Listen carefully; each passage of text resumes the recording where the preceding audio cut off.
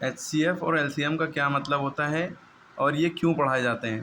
ठीक, पहले इनके फुल फॉर्म से आप समझ सकते हैं कि LCM का फुल फॉर्म होता है लीस्ट कॉमन मल्टीपल या लोवेस्ट कॉमन मल्टीपल।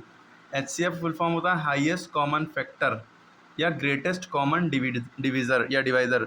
HCF का दूसरा नाम होता है GCD, ये अलग से याद रखिएगा, ग्रेटेस्ट कॉमन डिवाइज़र।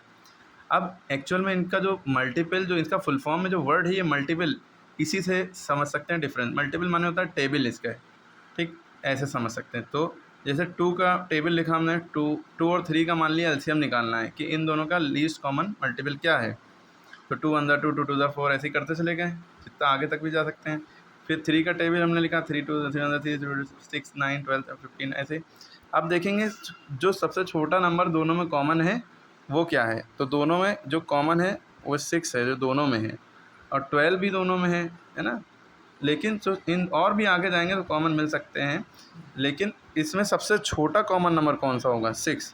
तो यही आपका LCM है, लीस्ट कॉमन मल्टीपल, सबसे छोटा कॉमन टेबल। ठीक है, इसका मतलब फैक्टर में क्या होता है, अगर मान लीजिए यही 2 और 3 के फैक्टर निकालने हैं हमको, फैक्टर माने टुकड़े, या ये समझ लीजिए ये दोनों नंबर किन किन नंबरों के टेबल में आते हैं, वो है उनमें जो सब कॉमन होगा।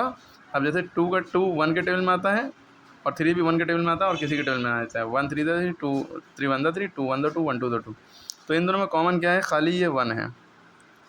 तो जो फैक्टर में टुकड़ों में जो कॉमन होगा वो HCF होगा। ठीक, अब अगर रियल लाइफ एग्जाम्पल से इसको देखें, तो जैसे 3 लोग रेस लगा रहे हैं, वो कौन सा ऐसा मौका आएगा, तीनों लोग की स्पीड अलग अलग है, एक पहले दौड़ा, एक थोड़ा बाद में, एक थोड़ा उससे बाद में, कौन सा ऐसा मौका आएगा जब तीनों लोग बराबर होंगे, तो वो मौका, वो वक्त जो है LCM होगा। ठीक है, चलिए इसको डिटेल में अलग से समझा देंगे।